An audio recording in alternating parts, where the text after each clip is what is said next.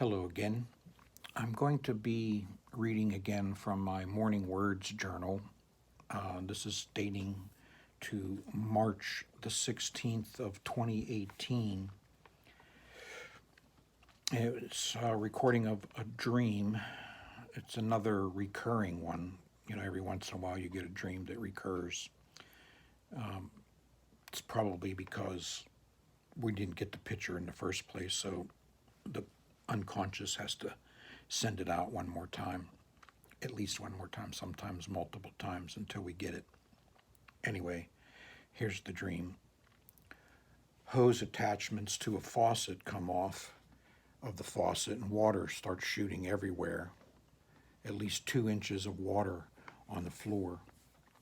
We, and I'm not sure who all the we are, we're all home, so it becomes a teachable moment.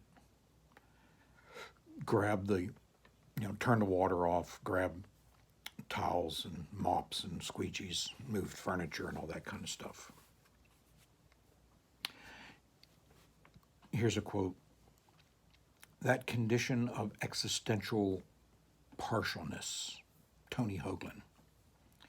Tony Hoagland expresses much of my life in his poetry. Hoagland goes on to say, quote, we will never be a finished thought. We will never be more than a temporary answer, nor will we ever be more than momentarily whole. This is a quote from the American Poetry Review, March, April of 2018.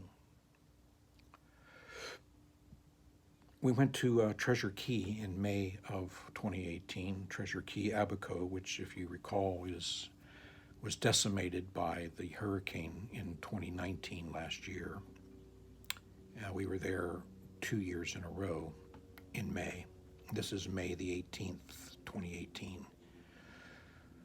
I'm seated at the patio behind Suze, who is laying on the couch watching TV, and I observe my reflection in the sliding glass panel door, realizing she can't see what I see. It's a classic writer portrait shot. I have my poetry and books around me, shirtless. A small rain cloud decides it wants to cry a little, forcing me to gather my things and set up shop on the back and closed-in patio. Totally different vibe going on out here. There's a pleasant breeze pushing out the weeping cloud, while the surrounding bushes protect some of the breeze's effects.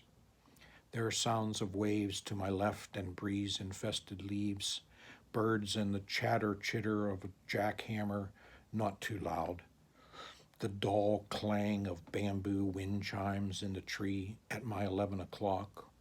Voices across the way speaking what I assume to be the local Bahamian dialect. One seems to repeat himself, workers I assume, but since I can't see them from my seat, I'm not sure what they're up to. Landscaping detail. Everything is neat and tidy. The next day, May the 19th, 2018. Little poem. Continental shift, oceanic drift, softly lapping at the welcoming, listening sand, blessed and blessing, repeating patterns interrupted by the wind's wily ways, only to capture each eternal day as if it were the only one left. May the 20th, 2018. I'm reading Lapham's Quarterly, a Rule of Law issue, spring 2018. Eye-opening it is, and apropos for the times we find ourselves in. Another kind of poem, prosy poem. The not quite deserted island feeling the skies. The not quite deserted island feeling.